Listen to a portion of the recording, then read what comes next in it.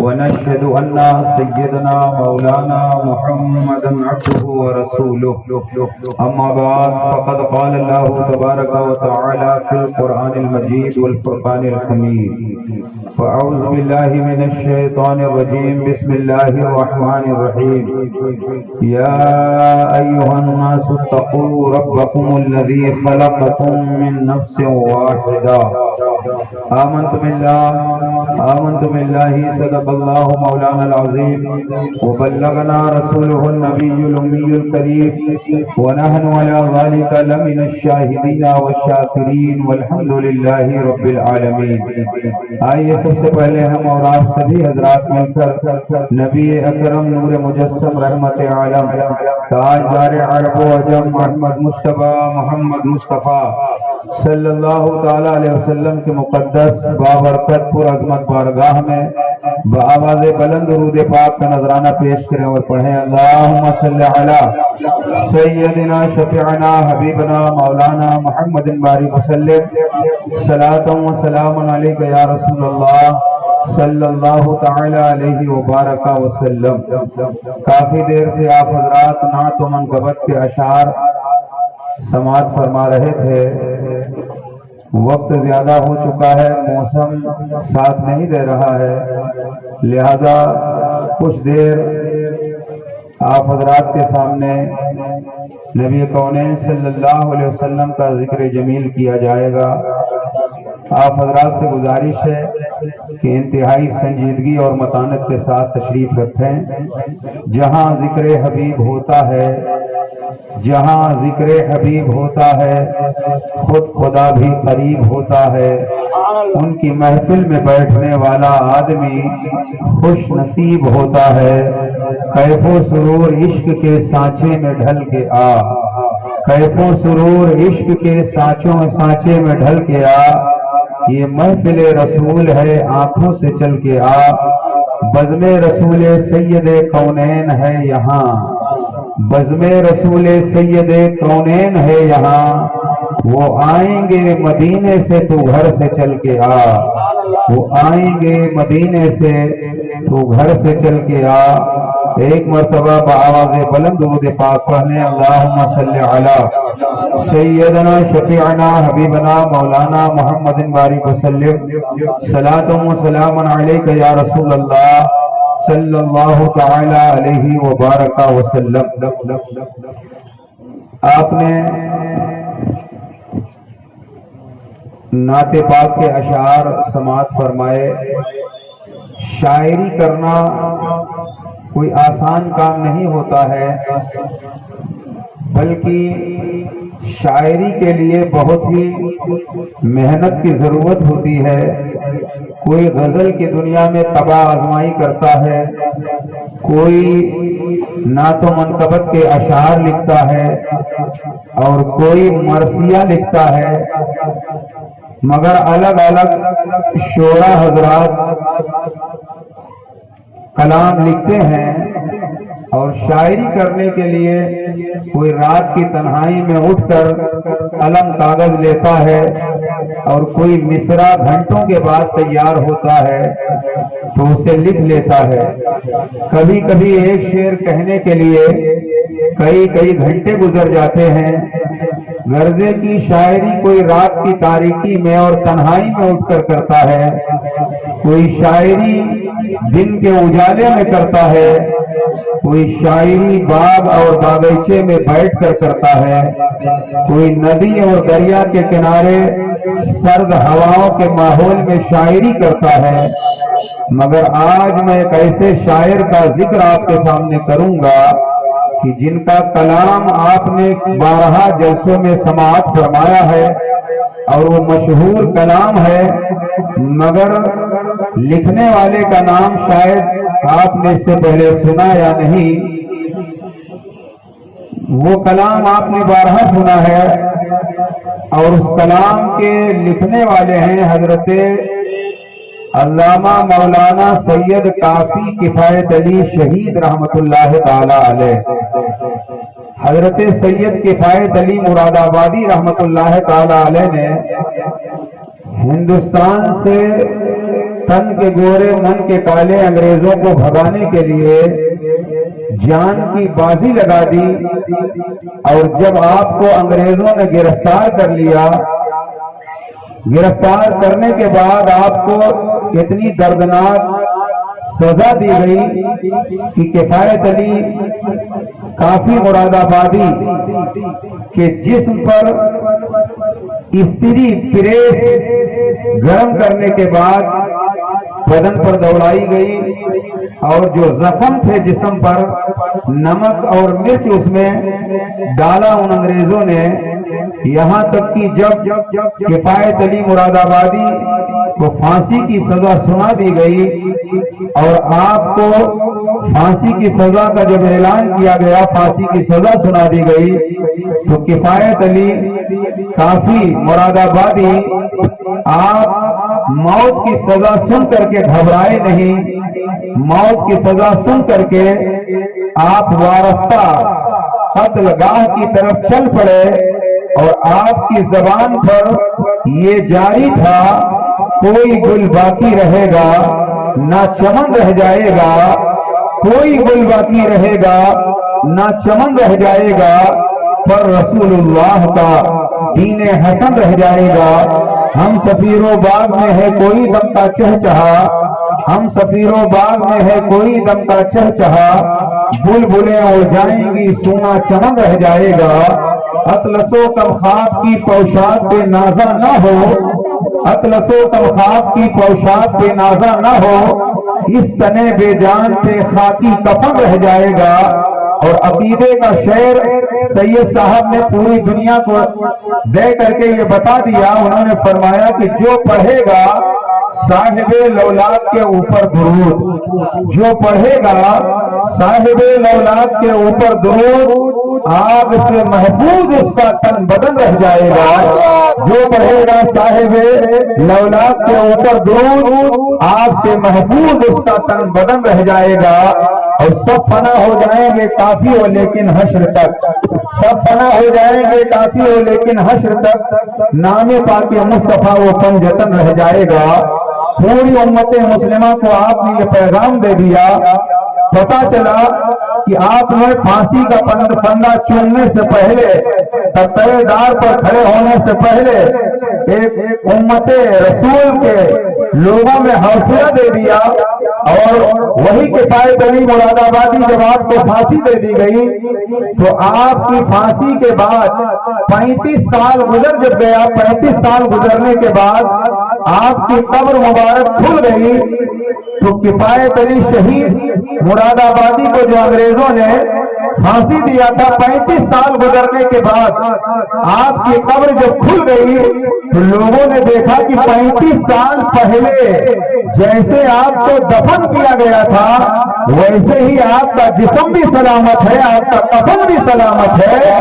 جبھی تو کسی عاشق رسول نے مسکرا کر کہا زمین میلی نہیں ہوتی، زمن میلا نہیں ہوتا، زمین میلی نہیں ہوتی، زمن میلا نہیں ہوتا، محمد کے غلاموں کا کفن میلا نہیں ہوتا، محمد کے غلاموں کا کفن میلا نہیں ہوتا۔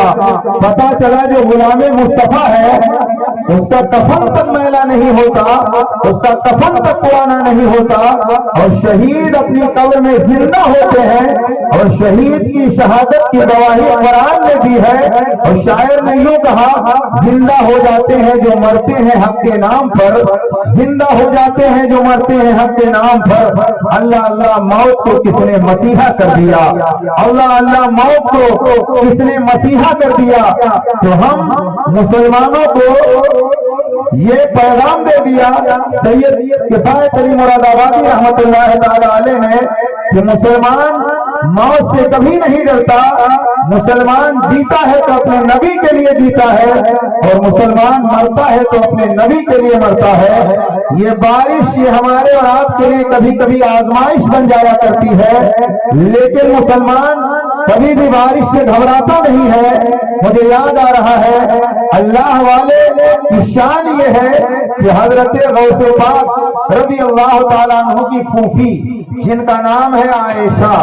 ایک مرتبہ کچھ لوگ آئے اور آنے کے بعد انہوں نے کہا سوکھا پڑ گیا ہے، قحط پڑ گیا ہے، بارش نہیں ہو رہی ہے، آپ دعا فرما دیں۔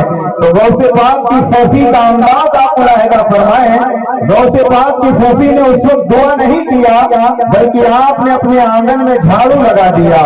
جھاڑو لگانے کے بعد میں غوث پاک کی پھوپھی نے کہا یا اللہ میں نے اپنے آنگن میں جھاڑو لگا دیا ہے، جھاڑو لگانا میرا کام ہے، مولا پانی کا چھڑکاؤ کر دینا تیرا کام ہے۔ تاریخ بتاتی ہے آسمان بالکل صاف تھا، غوث پاک کی پھوپھی نے جب یہ دعا کیا تو رحمت کی گھٹا چھا جاتی ہے اور موسلادھار بارش ہو جاتی ہے، پوری زمین جل تھل ہو جاتی ہے اور زمین جل تھل ہو جاتی ہے۔ اب حال یہ ہے کہ بارش نکل نہیں رہی ہے، لوگ آئے کہنے لگے ابھی تو بارش نہیں ہو رہی تھی تب ہم لوگ پریشان تھے، اب بارش نکل نہیں رہی ہے۔ پھر غوث پاک کی پھوپھی نے اسی بارش میں اپنا دوپٹہ لیا اور بارش میں دوپٹہ دھل کر کے آپ نے رسی پر ڈال دیا اور کہا مولا دوپٹہ دھلنا میرا کام تھا، سکھانا تیرا کام ہے۔ تاریخ بتاتی ہے لمحہ نہیں گزرا تھا کہ بارش بند ہو جاتی ہے اور سورج کی شعاعیں ہر طرف بکھر جاتی ہے، سورج کی روشنی پھیل جاتی ہے۔ جبھی تو کسی کہنے والے نے پکار کر کہا خدا نے ولی کو یہ رتبہ دیا ہے، کہا جو زبان سے وہی ہو گیا ہے۔ پتا چلا کہ اللہ کبھی کبھی بارش روک کر کے امتحان لیتا ہے اور کبھی کبھی بارش برسا کر کے اللہ امتحان لیتا ہے۔ ایک بات میں اور آپ کے سامنے رکھوں، حضرت موسیٰ علیہ السلام کا دور ہے۔ موسیٰ علیہ السلام کے زمانے میں بارش نہیں ہو رہی تھی، لوگ آئے کہنے لگے اللہ کے نبی آپ پیغمبر ہیں، آپ اللہ کے نبی ہیں، آپ دعا فرما دے تاکہ کھیتیاں جو ہماری برباد ہو رہی ہیں، بارش نہیں ہو رہی، جانور پیاسے ہیں، اللہ آب بارہ کا نزول فرما دے۔ حضرت موسیٰ علیہ السلام نے بستی کے لوگوں کو جمع کیا اور 70,000 لوگوں کو ساتھ میں لیا، آبادی سے دور نکل گئے۔ 70,000 کا مجمع ہے، اللہ کے نبی نے دعا کیا لیکن بارش نہ ہو سکی۔ عرض کیا الہ العالمین تیرے نبی نے دعا کیا، 70,000 کے مجمع نے آمین کہا، مولا بارش کیوں نہیں ہوئی؟ تو جواب ملا اے موسیٰ تمہاری 70,000 کے مجمع میں ایک ایسا پاپی ہے، ایک ایسا گنہگار ہے جو 70 سال سے گناہ پر گناہ کر رہا ہے، اللہ کی رحمت روٹ گئی ہے، اسی لیے اللہ نے اس کی وجہ سے بارش بند کر دیا ہے۔ اے موسیٰ اپنے مجمع سے اسے باہر کر دو، ابھی بارش ہو جائے گی۔ حضرت موسیٰ نے کہا مولا 70,000 کا مجمع ہے، گنہگار ایک ہے، میری آواز کیسے پہنچے گی؟ کیونکہ اس زمانے میں اس طرح الیکٹرانک کا مائک نہیں ہوتا تھا۔ اللہ نے جواب دیا موسیٰ آواز تم لگا دو، 70,000 کے مجمع میں آواز لگانا تمہارا کام ہے اور آواز پہنچا دینا میرا کام ہے۔ چنانچہ حضرت موسیٰ علیہ السلام نے آواز لگایا اور ارشاد فرمایا کہ مجمع سے تو نکل جا تاکہ تیری وجہ سے اللہ بارش نازل کر دے۔ سب نے سنا، دائیں دیکھا، بائیں دیکھا، آگے دیکھا، پیچھے دیکھا، کوئی مجمع سے نکل رہا ہو۔ جب کوئی مجمع سے نہ نکلا اس گنہگار نے سمجھا کہیں وہ پاپی میں ہی تو نہیں ہوں، وہ گنہگار میں ہی تو نہیں ہوں، لاؤں مجمع سے نکل جاؤں۔ عقل نے کہا نادان کیا کر رہا ہے، مجمع سے نکلے گا لوگ پہچان لیں گے۔ پھر ہی دل میں بیٹھے بیٹھے عرض کیا مولا آج اگر میری لاش تو نے رکھ لیا، آئندہ پاپ نہیں کروں گا، آئندہ گناہ نہیں کروں گا۔ دل میں بیٹھے بیٹھے اس نے توبہ کیا۔ اچانک موسلادھار بارش شروع ہو جاتی ہے، ہر طرف پانی ہی پانی۔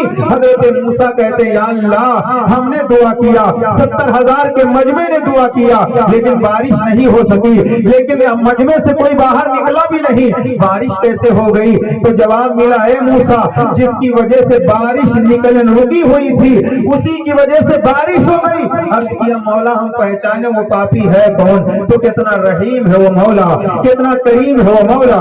رب نے جواب دیا جب وہ پاپ کر رہا تھا، گناہ کر رہا تھا، خطاؤں پر خطائیں کر رہا تھا، تب ہم نے اسے رسوا کرنا گوارا نہ کیا۔ اب تو توبہ کر چکا ہے، اپنے پاپ سے توبہ کر چکا ہے، اب ہم اسے رسوا کیسے کریں گے؟ پتا چلا اللہ کی شان ہے، ہم گناہ پر گناہ کرتے ہیں مگر مگر اللہ ہمارے گناہوں پہ پردہ ڈالتا ہے اور ہمارے گناہوں کو اللہ چھپاتا ہے، ورنہ ہمارے جو اعمال ہیں، اعمال کا حال تو یہ ہے کہ ہمیں صحیح معنوں میں روزی بھی نہیں ملنا چاہیے، مگر اللہ نے اپنے محبوب کے صدقے میں نہ ہمارا کھانا بند کیا ہے، نہ ہمارا پانی بند کیا ہے۔ اللہ ہمیں کھانا بھی دے رہا ہے، اللہ ہمیں پانی بھی عطا فرما رہا ہے۔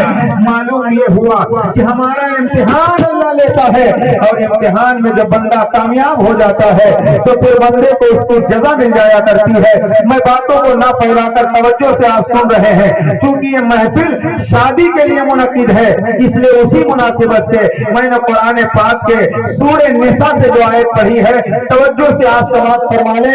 ہمارا تمہارا پروردگار فرماتا ہے یا ایھا الناس اتقوا ربکم الذی خلقکم من نفس واحدہ۔ اللہ فرماتا ہے اے لوگوں اپنے رب سے ڈرو، اے لوگوں اپنے رب سے ڈرو جس نے تم کو ایک جان سے پیدا کیا ہے۔ اپنے رب سے ڈرو جس نے تمہیں ایک جان سے پیدا کیا ہے۔ یہاں جان سے مطلب کیا ہے؟ مفسرین کرام فرماتے ہیں یہاں جان سے حضرت آدم علیہ السلام مراد ہیں، کیونکہ ساری آبادی، ساری انسانیت حضرت آدم علیہ السلام کی اولاد سے ہے۔ آدم علیہ السلام سے پہلے دنیا میں کوئی آدمی نہیں تھا، کوئی انسان نہیں تھا۔ اللہ نے حضرت آدم علیہ السلام کو پیدا فرمایا۔ سارے انسان حضرت آدم علیہ السلام کی اولاد ہیں۔ آدم علیہ السلام کو اللہ نے جب پیدا فرمایا، جمعہ کے دن آدم علیہ السلام کو اللہ نے جنت میں داخل فرمایا۔ حضرت آدم علیہ السلام جنت میں رہے، جنت کی نعمتوں سے لطف اندوز ہوتے رہے، جنت کی نعمتیں کھاتے رہے، مگر جنت میں حضرت آدم کا کوئی ہم جنس نہیں تھا، اس لیے جنت میں رہنے کے باوجود آپ کا دل جنت میں نہیں لگتا تھا، آپ پریشان حال رہتے تھے۔ اللہ نے ایک دن جنت کے اندر آدم پر اونگ تاری کی، ہلکی سی نیند آئی، اور آدم پر جب اللہ نے اونگ تاری کی تو جبریل امین کو حکم دیا اے جبریل امین آدم کی بائیں پسلی چاک کرو، اور اس طرح بائیں پسلی چاک کرو کہ آدم کو کوئی درد لاحق نہ ہو، کوئی پریشانی نہ ہو۔ حضرت جبریل نے اللہ کا حکم پانے کے بعد آدم علیہ السلام کی بائیں پسلی کو چاک کیا، الگ کیا، اور بائیں پسلی کو الگ جب کر دیا تو اللہ نے اپنے کرم سے بائیں پسلی سے حضرت حوا علیہ السلام کو پیدا فرمایا۔ آدم علیہ السلام کی بائیں پسلی سے اللہ نے حوا علیہ السلام کو پیدا فرمایا، اور تمام حسن حضرت حوا کو اللہ نے عطا فرمایا، اور جنتی 70 جوڑے اللہ نے حوا کو عطا فرمائے، اور 70 جنتی جوڑے پہن کر حضرت حوا علیہ السلام کو جنت کی کرسی پر بٹھا دیا گیا۔ کچھ دیر کے بعد جب آدم علیہ السلام کی آنکھ کھلی تو آپ نے دیکھا کہ ایک خاتون، ایک عورت سونے کی کرسی پر بڑی حسین و جمیل جلوہ گر ہے۔ آدم علیہ السلام نے پوچھا حوا سے تو کون ہے اور کس کے لیے ہے؟ تو حوا نے کہا میں تمہارے لیے ہوں اور اللہ نے مجھے پیدا فرمایا۔ بس آدم علیہ السلام نے اپنا ہاتھ دراز کیا، یعنی ہاتھ بڑھایا حوا کی طرف، آواز آئی آدم حوا کو ہاتھ نہیں لگا سکتے، ابھی آدم تم حوا کو ٹچ نہیں کر سکتے۔ مولا کیوں؟ کہا ابھی تمہارا حوا کے ساتھ نکاح نہیں ہوا ہے، اور جب تک تمہارا نکاح نہیں ہوگا تم حوا کو ہاتھ نہیں لگا سکتے۔ حضرت آدم علیہ السلام جنت میں، حوا جنت میں، ابھی نکاح نہیں ہوا ہے۔ آدم کہہ رہے حوا سے تم میرے پاس آؤ، حوا نے کہا آپ میرے پاس آئے۔ حضرت آدم علیہ السلام اٹھ کر حوا کے پاس تشریف لے گئے۔ علماء فرماتے ہیں یہی وجہ ہے کہ مرد عورت کے پاس تشریف لے جاتا ہے، عورت مرد کے پاس نہیں آتی ہے۔ آدم حضرت حوا کے پاس پہنچ گئے، مگر رب نے روک دیا، چونکہ ابھی نکاح نہیں ہوا تھا۔ تو اللہ نے حکم دیا. اب نکاح دیکھو آدم کا ہوا کے ساتھ کہاں ہو رہا ہے. آدم کا نکاح ہوا کے ساتھ جنت میں ہو رہا ہے. اللہ نے حکم دیا فرشتوں کو کہ جنت کو خوب سجاؤ, جنت کو خوب سجاؤ.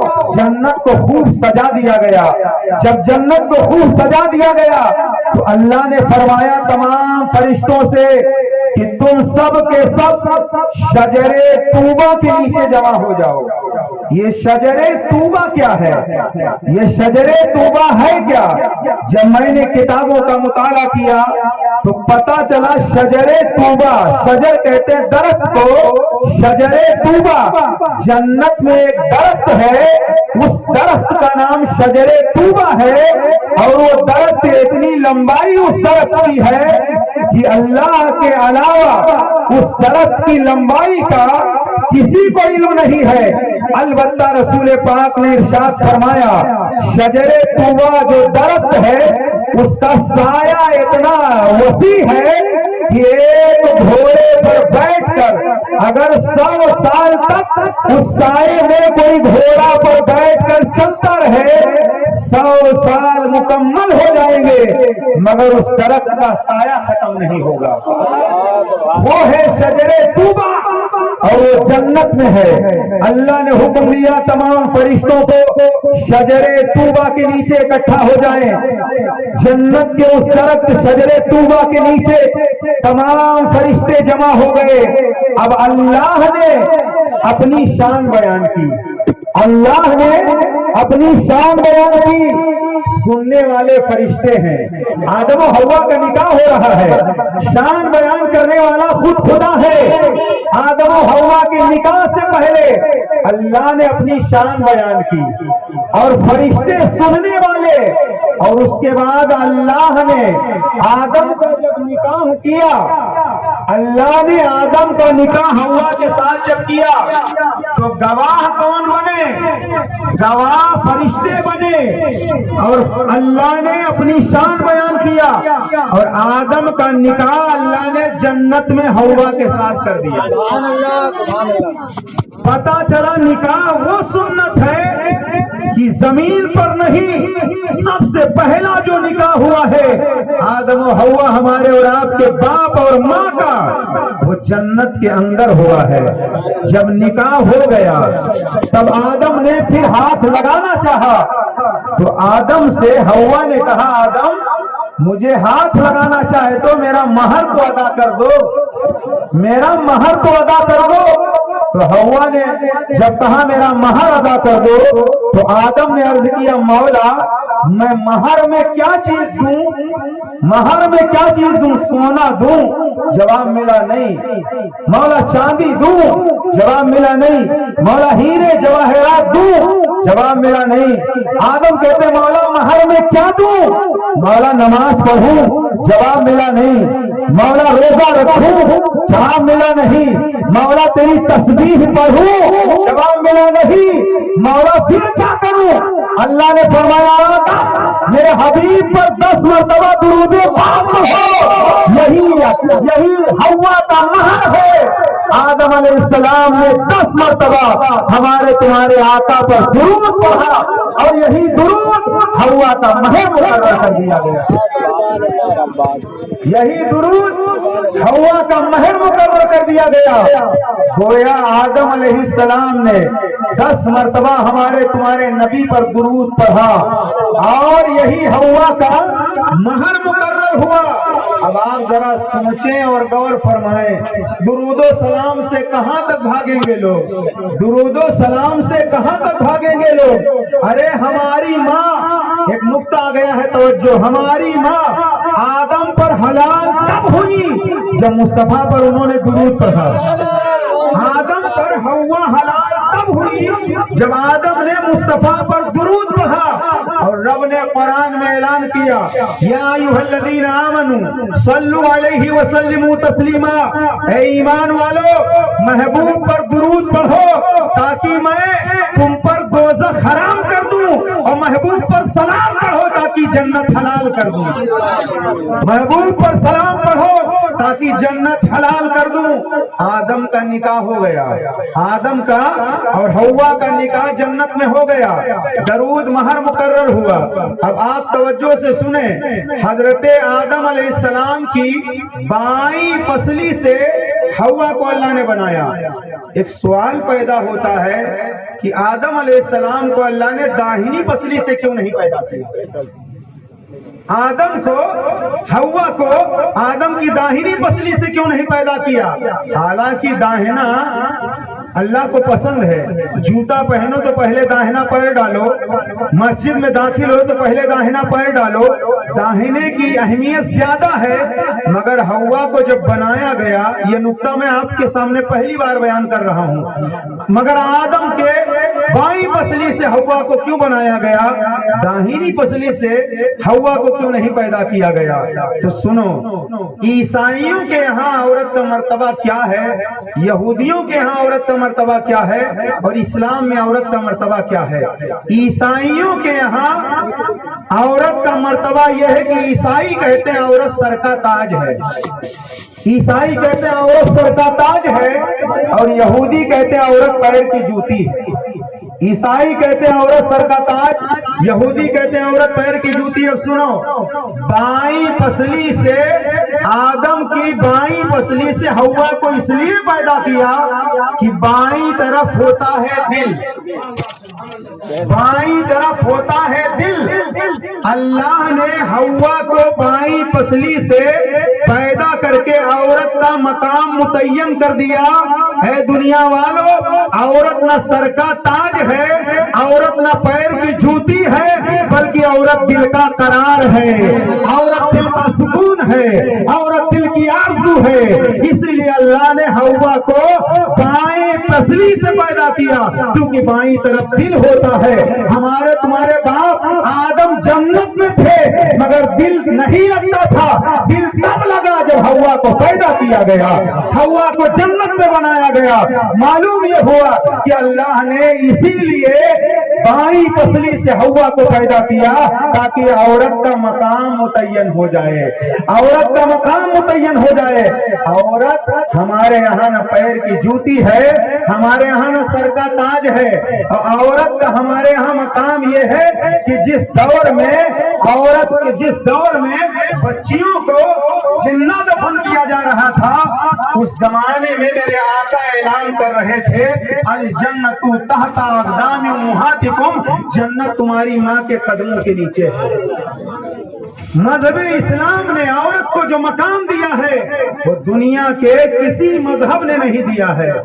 میرے آقا نے فرمایا کہ جس کی 3 بیٹیاں ہوں، جس کی 3 بیٹیاں ہوں، عزت کے ساتھ پرورش کرے، پڑھائے لکھائے اور ان کی شادی کر دے، ان کی شادی کر دے تو اس کے باپ کو جنت میں گھر ملے گا۔ پوچھا گیا یا رسول اللہ جس کی 2 بیٹیاں ہوں، سرکار نے فرمایا اس کے لیے بھی یہی ہے۔ یا رسول اللہ جس کی 1 بیٹی ہو، آقا نے فرمایا اس کے لیے بھی یہی حکم۔ حضرت عائشہ نے کہا یا رسول اللہ جس کے کوئی بیٹی نہ ہو، آقا نے فرمایا جس کا کوئی نہیں اس کا مدینے کا سلطان ہے، جس کا کوئی نہیں اس کے لیے احمد مختار ہے۔ تو معلوم یہ ہوا کہ پہلا نکاح جو ہوا ہے آدم و حوا کا، وہ جنت کے اندر ہوا ہے، اور آدم و حوا کا جب نکاح ہوا اس کے بعد دنیا کی آبادی بڑھنا شروع ہوئی، اور دھیرے دھیرے آبادی بڑھتی چلی گئی، آبادی بڑھتی چلی گئی۔ ایک نکاح کا میں اور ذکر کروں گا، وہ نکاح حضرت علی کرم اللہ وجہ الکریم کا ہے، اور رسول پاک کی شہزادی حضرت فاطمہ زہرا کا۔ حضرت علی، آج دنیا میں آپ دیکھیں کسی کا باپ مسجد کا متولی ہوتا ہے، کسی کا باپ مدرسے کا متولی ہوتا ہے، مگر علی کا باپ نہ مسجد کا متولی نہ مدرسے کا، بلکہ علی کا باپ کعبے کا متولی۔ ایسا دولہا، بے مثال دولہا، اور ایسی بے مثال دلہن کہ کوئی کسی کارخانے کا مالک ہوتا ہے، کوئی کسی فیکٹری کا مالک ہوتا ہے، لیکن میں جس دلہن کی بات کرنے جا رہا ہوں ان کے باپ صرف کارخانے فیکٹری نہیں، بلکہ ان کے باپ زمین کے بھی مالک ہیں، آسمان کے بھی مالک ہیں، کل کائنات کے مالک ہیں، اور ان کے باپ ہیں جناب محمد رسول اللہ۔ ایسی بے مثال دلہن اور ایسا بے مثال دولہا آپ سنیں، اور ایسا قاضی نہ دنیا میں آج ملے گا، اور نہ ایسے باراتی آج دنیا میں ملیں گے، اور نہ ایسی دلہن آج دنیا میں نظر آئے گی، نہ ایسا دولہا نظر آئے گا۔ رسول پاک صلی اللہ علیہ وسلم کی 4 بیٹیاں، سب سے چھوٹی بیٹی حضرت فاطمہ زہرا رضی اللہ تعالی عنہا جب 14 یا 15 سال کی عمر ہوئی فاطمہ زہرا رضی اللہ تعالی عنہا کی، تو سب سے پہلے ابو بکر صدیق رضی اللہ تعالی عنہ نے نکاح کا پیغام بھیجا۔ میرے مصطفیٰ نے ارشاد فرمایا، میں فاطمہ کے نکاح کے لیے اپنے رب کا منتظر ہوں، اللہ جہاں اجازت دے گا میں وہاں اپنی بیٹی فاطمہ کا نکاح کروں گا۔ حضرت ابو بکر صدیق واپس ہو گئے، حضرت عمر آئے، اللہ کے نبی نے ان کو بھی یہی کہہ کر واپس کر دیا۔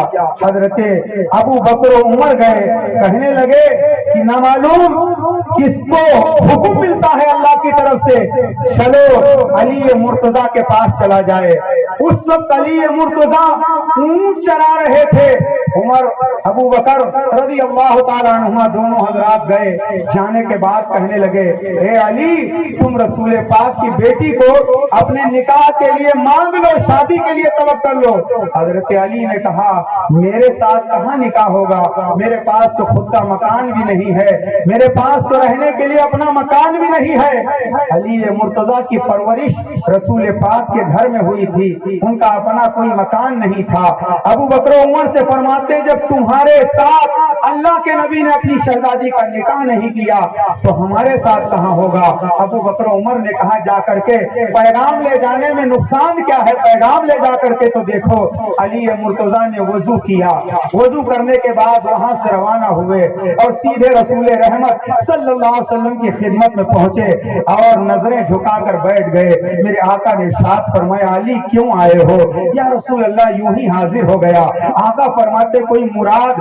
عرض کرتے آقا مراد تو ہے مگر ہمت نہیں پڑ رہی ہے۔ تو آقا نے خود ہی فرمایا ارے علی سنو، جب تم راستے میں آ رہے تھے تو جبریل نے آ کر کے مجھے بتایا محبوب اللہ نے حکم دیا ہے کہ علی آ رہے ہیں، اللہ نے پہلے ہی علی و فاطمہ کا نکاح آسمان میں کر دیا ہے اور اللہ اجازت دے رہا ہے کہ محبوب اپنی بیٹی فاطمہ کا نکاح علی کے ساتھ کر دے۔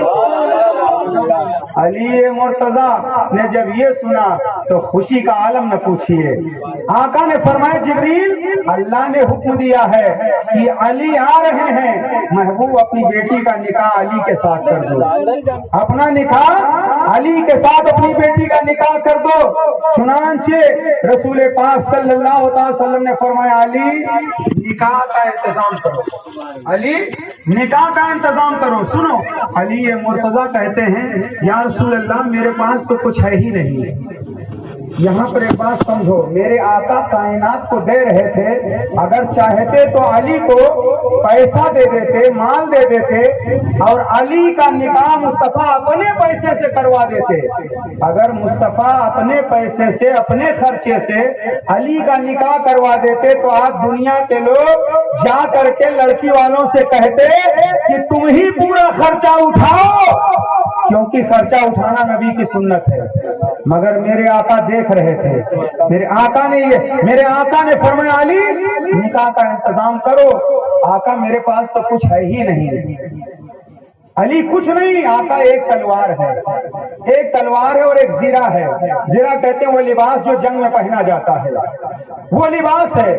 تو آقا نے فرمایا علی تلوار جنگ میں کام آئے گی، زرہ بیچ دو۔ ایسا نکاح آپ سنیں، آقا فرماتے ہیں علی زرہ بیچ دو۔ علی مرتضیٰ اپنی زرہ لے کر چلے، سیدھے عثمان غنی رضی اللہ تعالیٰ عنہ کی خدمت میں پہنچے اور پہنچنے کے بعد میں دروازے پر دستک دیا۔ حضرت عثمان غنی نے دروازہ کھولا، بھائی علی کیوں آئے ہو؟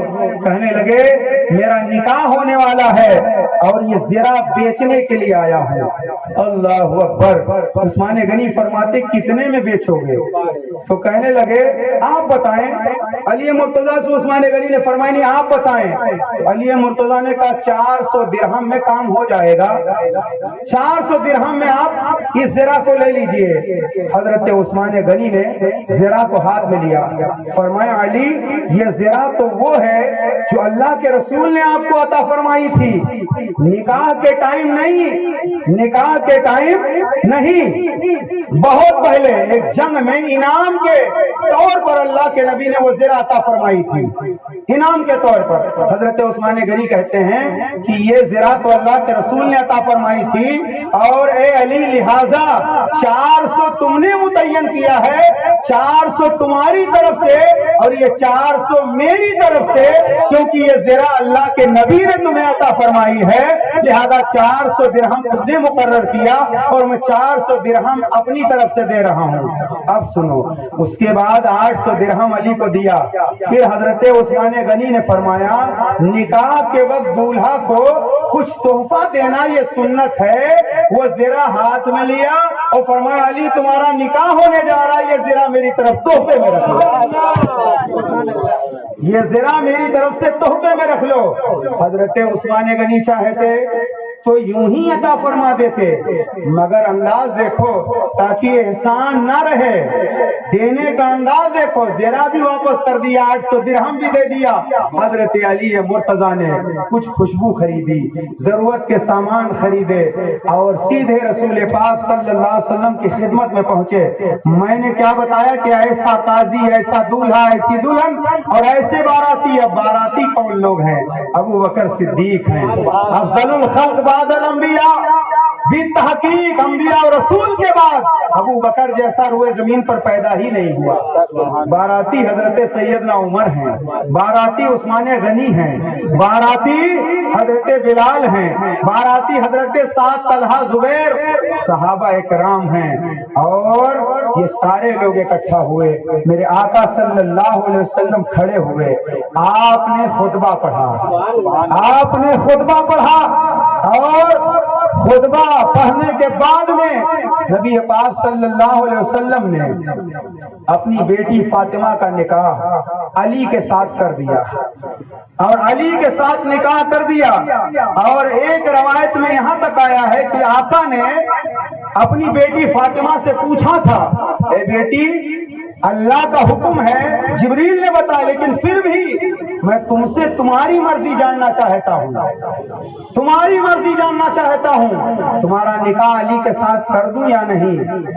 میرے آقا دنیا کو پیغام دے رہے تھے, اے میری امت کے لوگوں, لڑکے سے بار بار پوچھتے ہو فلاں کے یہاں رشتہ کر رہا ہوں, لڑکی پسند ہے یا نہیں, لڑکی پسند ہے یا نہیں. کبھی لڑکی سے تم نے پوچھا کہ تمہارا رشتہ جس لڑکے سے ہو رہا ہے وہ لڑکا تمہیں پسند ہے یا نہیں؟ اللہ کے نبی نے یہ طریقہ بتایا ہے. ماں باپ کو چاہیے کہ اپنی بیٹی سے بھی پوچھ لیا کریں, کیونکہ زندگی جس کے ساتھ بسر کرنا ہے اس کے بارے میں اگر بچی کی مرضی نہیں ہوتی ہے تو آگے چل کر کے پھر جھگڑا کھڑا ہو جاتا ہے. آقا نے فرمایا بیٹی اجازت ہے کہ امت کی تعلیم کے لیے. فاطمہ زہرا نے کہا ہاں بابا جان. اب سنو, نکاح ہو گیا. نکاح ہونے کے بعد میں میرے آقا صلی اللہ علیہ وسلم نے اپنی بیٹی, رومتے کھڑے ہو جائیں گے, اپنی بیٹی کو جب رخصت کیا ہے تو میرے آقا صلی اللہ علیہ وسلم نے ام ایمن اور فضہ دو لوگوں کی موجودگی میں میرے آقا نے اپنی بیٹی فاطمہ کو گھر سے جب رخصت کیا تو ایک چادر, میرے آقا نے ایک چادر اپنی بیٹی فاطمہ کے سر پہ یوں رکھا, اور جانتے اس چادر میں تقریباً 12 یا 17 یا 15 پیمند لگے رہے. کائنات کے تاجدار ہیں.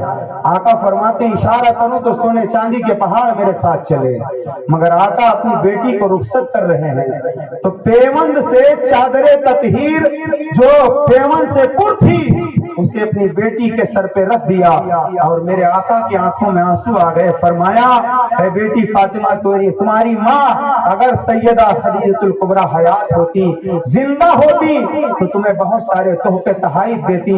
خود میرے آقا نے اپنی بیٹی کو ساتھ میں لیا اور علی مرتضیٰ سے فرمایا تھا علی کوئی مکان کرائے سے لے لو. علی نے مکان کرائے سے لے لیا تھا.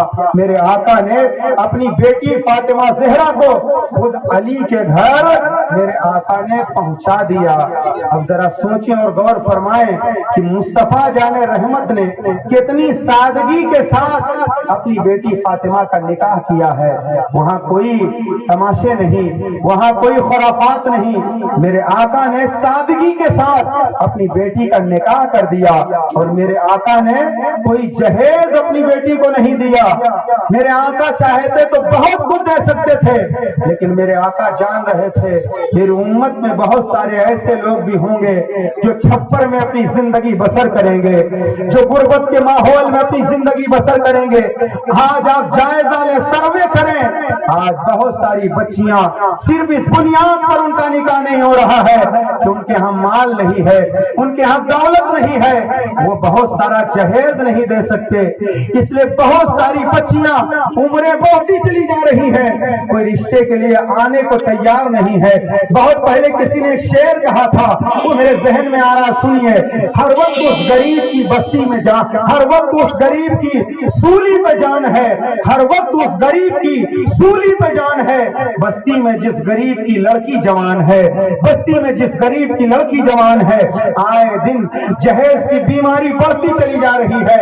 بہت ساری بچیاں جہیز کم ملنے کی وجہ سے سسرال والے ٹارچر کرتے رہتے ہیں اور پریشان کرتے رہتے ہیں۔ اگر مسلمان ہے کوئی تو نبی کونین صلی اللہ علیہ وسلم کی تاریخ پڑھے اور دیکھے میرے آقا صلی اللہ علیہ وسلم نے اپنی بیٹی فاطمہ کا نکاح کیا ہے، کتنی سادگی کے ساتھ نکاح کیا ہے۔ خود رسول پاک نے کئی شادیاں فرمائی ہیں، لیکن میرے آقا نے جو ولیمہ کیا ہے 10 قسم کا، 12 قسم کا، 5 قسم کا کھانا نہیں، میرے آقا کی سیرت آپ اٹھا کر کے پڑھیں۔ حضرت صفیہ کا جب نکاح ہوا نبی پاک صلی اللہ تعالی علیہ وسلم کے ساتھ، تو ولیمہ میں جانتے ہو کچھ کھجوریں اور کچھ گھی کا حلوہ بنایا گیا۔ میرے آقا نے ولیمہ میں مختصر سا حلوہ، کھجور اور گھی کا یہ ولیمہ میں کھلایا۔ متعدد شادیاں کی مگر ایک شادی میں سب سے بڑا ولیمہ، میرے آقا نے سب سے بڑا ولیمہ جب حضرت زینب سے نکاح کیا تو سب سے بڑا ولیمہ، وہ کتنا بڑا ولیمہ جانتے ہو؟ 1 بکری ولیمہ میں میرے آقا نے مکمل ذبح فرمائی، یہ سب سے بڑا ولیمہ تھا۔ ورنہ ہر ولیمہ کے موقع پر میرے آقا نے پنیر اور کھجور مختصر سے لوگوں کو کھلا دیا، یہ ولیمہ ہوتا تھا۔ اور ولیمہ سنت ہے، لیکن آج ولیمہ میں مالداروں کو پوچھا جاتا ہے۔ بتایا گیا سب سے بری وہ دعوت ہے جس دعوت میں کوئی غریب نہ ہو، جس دعوت میں کوئی غریب نہ ہو۔ لہذا ولیمہ سنت ہے، مگر غریبوں کو اس موقع پر بھی فراموش نہ کیا جائے، غریبوں کو دعوت دی جائے۔ میرے آقا نے سب سے بڑا ولیمہ حضرت زینب سے جب نکاح کیا تو 1 بکری ذبح فرمائی۔ آپ اندازہ لگائیں، میرے آقا کائنات کے مالک ہیں، جو چاہتے ہو ساری کائنات تو میرے نبی کے در سے ہی کھاتی ہے، لیکن بظاہر امت کی تعلیم کے لیے اور میرے آقا نے اپنی بیوی سے کتنی محبت فرمائی ہے، کتنا امت کو تعلیم دیا ہے۔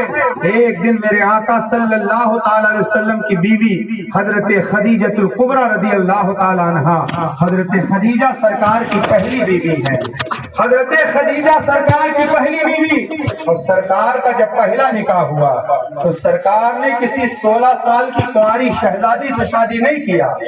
سرکار نے جب پہلا نکاح کیا تو 40 سال کی بیوہ خدیجہ سے نکاح کیا۔ سرکار کنوارے ہیں، خدیجہ بیوہ ہیں، خدیجہ کی عمر 40 سال ہے، نبی کی عمر 25 سال ہے، نبی کنوارے ہیں، خدیجہ بیوہ ہیں۔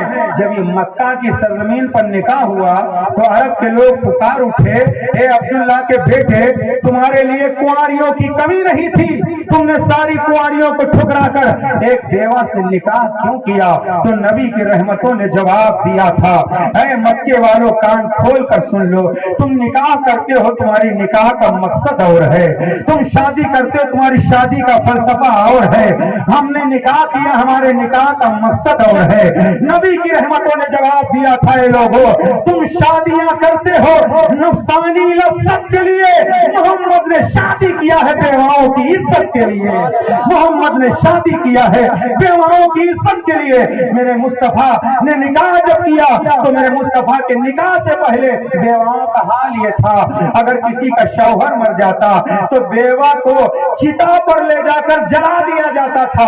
खुद भारत की तारीख उठा करके पढ़ लो, कहाँ है जो लोग आज औरतों की हिफाजत की बात करते हैं और कहते हैं औरतों की हिफाजत हम करेंगे।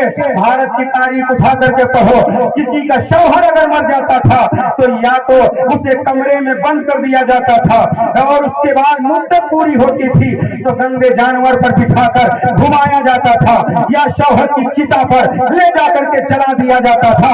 मुझे बताओ, औरत की जिंदगी की हिफाजत अहमद मुख्तार ने किया है, मजहब इस्लाम ने किया है।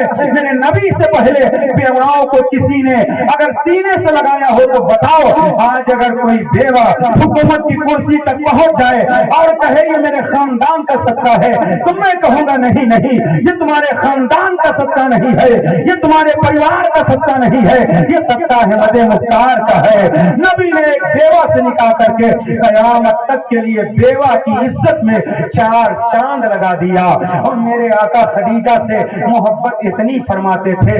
आज हाल ये है कि लोग बीवी की अहमियत ही नहीं समझते हैं। मेरे आका सल्लल्लाहु अलैहि वसल्लम जिस बर्तन में, जिस प्याले में खदीजा मुंह लगा के पानी पिया करती थी, जिस बर्तन में खदीजा मुंह लगाकर पानी पिया करते थे, मेरे मुस्तफा उसी प्याले में, उसी बर्तन में, उसी जगह होठ लगाते थे जहां खदीजतुल कुबरा के होठ लगते थे। जरा सोचे और गौर फरमाएं, ये वो मुस्तफा हैं। कुरान कहता है हुआ इल्ला वहयुन यूहा, मुस्तफा अपनी जबान से कुछ बोलते ही नहीं, मुस्तफा की जबान वो है, आला हजरत फरमाते हैं वो जबान जिसको सब उनकी कुंजी कहें, उसकी नाफिज हुकूमत के लाखों सलाम। लेकिन मुस्तफा अपनी बीवी से कितनी मोहब्बत कर रहे हैं, जहां प्याले में खदीजा मुंह लगा करके पानी नोश फरमाती, मेरे आका वही प्याले में नोश करते मुंह लगा करके पानी। मेरे आका सल्लल्लाहु अलैहि वसल्लम ने अपनी बीवी के हुकूक अदा किए और मेरे आका की शान ये है कि मेरे आका सल्लल्लाहु अलैहि वसल्लम अपनी बीवी के कामों में हाथ बटा लिया करते थे, हाथ बटा लिया करते थे। और मेरे आका सल्लल्लाहु अलैहि वसल्लम कभी कभी फरमाते, आयशा खदीजा लाओ आटा मैं गूंद देता हूँ, रोटियां तुम तैयार कर दो। ये रसूल पाक सल्लल्लाहु अलैहि वसल्लम की सीरत है। सीरत मुस्तफा पढ़ो और देखो किस अंदाज में नबी पाक सल्लल्लाहु अलैहि वसल्लम ने निकाह फरमाया है और अपनी बेटी फातिमा का निकाह किस अंदाज में किया है। वही फातिमा ज़हरा है, आखिरी बात, वही फातिमा ज़हरा हैं, अली मुर्तज़ा हैं। कुछ आपस में गुफ्तगू चल रही थी, इसी दरमियान फातिमा ज़हरा के जुबान से कोई अल्फाज निकल गए, अली नाराज हो गए, अली नाराज हो गए। फातिमा ज़हरा ने कई चक्कर अली के इर्द गिर्द लगाए, यहाँ तक कि अली खुश हो गए। सवेरा हुआ तो फातिमा ज़हरा ने कहा, बाबा जान आज अली मुझसे रात में नाराज हो गए थे। तो आका ने फरमाया फिर? तो हजरत फातिमा ने कहा, बाबा जान मैंने उन्हें राजी कर लिया। सुनो, मेरे आका ने फरमाया, फातिमा अगर तुम्हारे शौहर तुमसे नाराज रहते, इसी हालत में तुम मर जाती तो मोहम्मद अरबी तुम्हारी नमाज न पढ़ता। अल्लाह अकबर। क्यों? शौहर की रजा में, अल्लाह और रसूल की रजा में माँ बाप की रजा है और शौहर की रजा में अल्लाह और रसूल की रजा है। और मेरे आका ने फरमाया, मेरे आका सल्लल्लाहु अलैहि वसल्लम, हाँ कुरान में रब ने फरमाया रिजालु कव्वामूना अलन निसा, अल्लाह ने मर्दों को औरतों पर हाकिम बनाया है, मर्दों को औरतों पर हाकिम बनाया है। लिहाजा मर्दों का मर्दों को पावर मिला है, मर्दों को अख्तियार दिया है। अल्लाह ताला ने जब निकाह होता है तो निकाह में ہوتا کیا ہے کہ شوہر کی ذمہ داری ہوتی نان و نفقہ، یعنی جب نکاح ہوتا ہے تو عورت کے کپڑے کا، عورت کے خرچے کا، عورت کے مکان کا، عورت کے رہن سہن کا، یہ پوری ذمہ داری شوہر پر ہوتی ہے۔ اب شوہر اگر کمانے کے لیے نہ جائے، گھر میں بیٹھا رہے، تو جھگڑا تو ہونا طے ہے، جھگڑا تو ہونا طے ہے، کیونکہ شوہر نے صرف قبلتو کہہ لینے سے کام نہیں چلے گا، یہ پورے جو زندگی کے لوازمات ہیں وہ ادا کرنا پڑے گا۔ اور مہر کی ایک بات ذہن میں آ رہی ہے، مہر جو مہر ادا کیا جاتا ہے، مہر تین طرح کی، مہر کی تین قسمیں ہیں، اس کو کچھ لوگ مہر بولتے ہیں، کچھ مہر بولتے ہیں، لیکن صحیح کیا مہر، مہر کی تین قسمیں ہیں۔ مہر معجل، سنو، مہر معجل، میم عین جیم لال، مہر معجل، اور مہر کی دوسری قسم ہے میم واو حمزہ جیم لام، مہر معجل۔ ایک ہے مہر معجل، ایک ہے مہر معجل، اور ایک ہے مہر مطلق، جس کو آپ رفتہ رفتہ کہتے ہو۔ مہر معجل نقدی، مہر معجل ایک میعاد مقرر کی جائے کہ اتنے دنوں میں ہم مہر ادا کریں گے، اور مہر مطلق جو عام طور پر رائج ہے کہ لوگ رفتہ رفتہ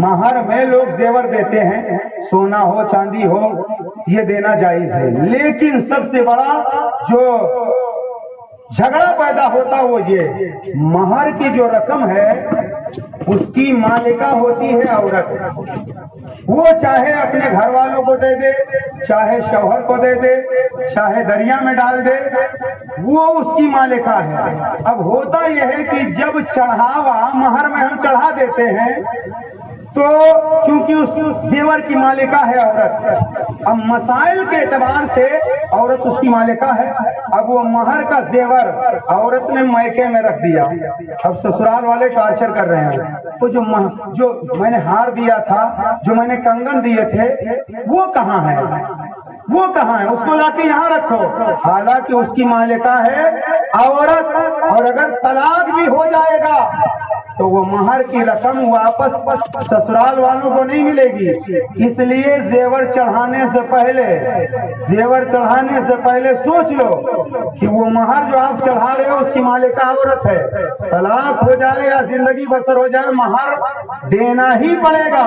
تو کچھ لوگ سارا انتظام شادی میں کر لیتے، 3 لاکھ 2.5 لاکھ خرچ کر دیتے، اور جب مہر کی بات آتی تو رفتہ رفتہ یہ طریقہ غلط ہے، نہیں زیادہ تو 11,000، اور رفتہ رفتہ کا مطلب یہ اگر 30,000 مہر مقرر ہوئی تو رفتہ کا مطلب یہ ہے کہ جس رات میں وصل ہو رہا ہے، ملاقات ہو رہی ہے، اس رات میں کم از کم پہلی ملاقات میں 10,000 دے دو۔ رفتہ کا مطلب یہ کچھ تو دو، پوری زندگی پھنسا کے رکھا ہو، جب بیوی مر گئی تو آنسو بہائے گا، مگر مچ کے آنسو سرانے کھڑے ہو کر معاف کر دو، تو پوچھو اس سے پوری زندگی مہر ادا نہیں کیا، عورت مر گئی ہے، اب کھڑے ہو کر کے مہر معاف کروا رہا ہے۔ لہذا شادی سے پہلے مہر کا خرچہ اکٹھا کر لو، اور مہر دونوں پارٹی کے سمجھوتے سے، یعنی بیوی شوہر اور بیوی، یعنی لڑکی والے اور لڑکا والے دونوں بیٹھ کر آپس میں طے کر لے، اور عورت کو اختیار ہے اپنا مہر مقرر کرنے کا، عورت کو اختیار ہے کہ مجھے اتنا مہر میرا مقرر کیا جائے۔ مہر بہت کم نہیں ہونا چاہیے، بہت زیادہ نہیں ہونا چاہیے کہ لٹکا کر کے لوگ رکھیں، اور رفتہ میں کچھ نہ کچھ دیتے رہنا چاہیے۔ اور مہر کی جو رقم ہوتی ہے یہ بہت ہی بابرکت رقم ہے۔ علی مرتضیٰ کا ایک قول بتا دوں، بات ختم کر دوں۔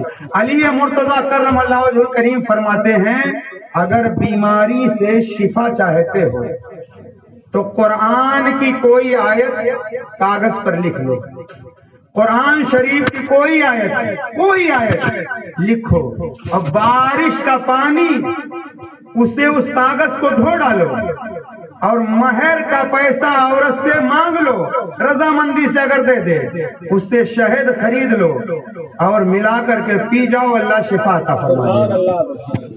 बारिश का पानी शहद महर के पैसे से और कुरान की कोई आयत कागज पर लिख करके इस्तेमाल करो।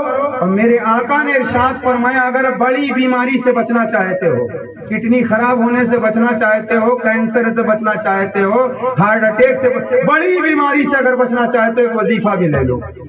मेरे आका सल्लल्लाहु अलैहि वसल्लम ने इरशाद फरमाया कि महीने में, हर महीने में कम अज कम 3 दिन मुतय्यन नहीं, महीने में कम अज कम 3 दिन सवेरे सवेरे खालिस शहद, ओरिजिनल मिलावट वाला नहीं, महीने में कम से कम 3 दिन सवेरे सवेरे नहार मुंह शहद चाट लो। हर महीने में 3 दिन कम से कम। मेरे आका फरमाते कोई बड़ी बीमारी होगी ही नहीं। मुफ्त में ले जाओ ना, वजीफा भी मिल रहा है, इलाज भी मिल रहा है। हर महीने में कम से कम 3 दिन शहद चाट लो। और फुकहाए कराम ने एक और बड़ी अहम बात, फुकहा उलमा फरमाते हैं, आज लोग परेशान ना, कारोबार नहीं चल रहा है, दुकान खोलना चाहता हूँ, दुकान से पहले तावीज या नक्श सुनो। उलमा फरमाते हैं कोई कारोबार करना चाहते हो, कोई कारोबार करना चाहते हो, औरत से महर की कुछ रकम मांग लो, औरत से महर की कुछ रकम मांग लो और उस कारोबार में वो थोड़ा पैसा लगा दो। कारोबार बैठेगा नहीं, उस कारोबार में फायदा ही फायदा होगा। ये जो बातें हैं इन पे अमल करो। अगर कारोबार करना चाहते हो, जब पूरी जिंदगी अदा ही नहीं करोगे तो महर कहां से मांगोगे? इसलिए रफ्ता रफ्ता भी है तो कुछ रकम देते जाओ, और जबरदस्ती नहीं, रजामंदी से। अगर औरत दे दे तो कारोबार में कुछ पैसा इस्तेमाल कर लो, कारोबार में फायदा ही फायदा होगा। बुखारी के एक हदीस याद आ रही है, मेरे आका की शहद की बात चली, मेरे आका की खिदमत में एक साहब आए, या रसूलल्लाह मुझे दस्त आ रहे हैं। आका ने फरमाया शहद इस्तेमाल करो। शहद इस्तेमाल किया और बढ़ गया। फिर आए, या रसूलल्लाह आपका और ज्यादा दस्त आ रहे, आका ने फरमाया शहद इस्तेमाल करो। या रसूलल्लाह और बढ़ गए, आका ने फरमाया शहद इस्तेमाल करो। तीसरे दिन जब पिया तो दस्त ठीक हो गए। आका ने फरमाया शहद में शिफा है, तुम्हारा पेट झूठा था इसलिए शहद में शिफा है। शहद में बेशुमार फवायद हैं, क्यों फवायद ना हो? क्यों जहां से इब्तिदा हो वहीं पे इंतहा होने जा रही है। देखो खुदा की कुदरत जहन में बात आ गई, जहां से मैंने आगाज किया था वहीं पे इख्तिताम करने जा रहा हूं। अभी अभी मेरे जहन में बात आ गई, शहद में शिफा क्यों ना हो? एक मर्तबा मेरे आका ने पूछा था, शहद की मक्खियों जब तुम जाती हो चमन में तो शहद बनाती कैसे हो? तो मक्खियों ने कहा या रसूल अल्लाह, हम चमन में जाते हैं और फूलों का रस चूस कर वापस आते हैं, छत्ते में उगल देते हैं, शहद तैयार हो जाता है। आका ने फरमाया कोई फूल मीठा होता है, कोई फूल कड़वा होता है, मगर शहद तुम्हारा खालिस मीठा होता है। वजह क्या है? तो शहद की मक्खियों ने कहा था या रसूल अल्लाह, जब छत्ते से निकलकर हम जाते हैं तब आप पर दुरूद पढ़ते हुए जाते हैं, वापस आते हैं तब दुरूद पढ़ते हुए आते हैं। ये शहद में मिठास है तो आप पर दुरूद पढ़ने की बरकत है। ये शहद में जो मिठास है ये आप पर दुरूद पढ़ने की बरकत है। हम जाते हैं तो दुरूद पढ़ते हुए जाते हैं, आते ही तो दुरूद पढ़ते हुए आते हैं। आका ये अपना कुछ नहीं है, ये जो मिठास है शहद में ये आप पर दुरूद पाक की बरकत की वजह से है। मैंने दुरूद पाक से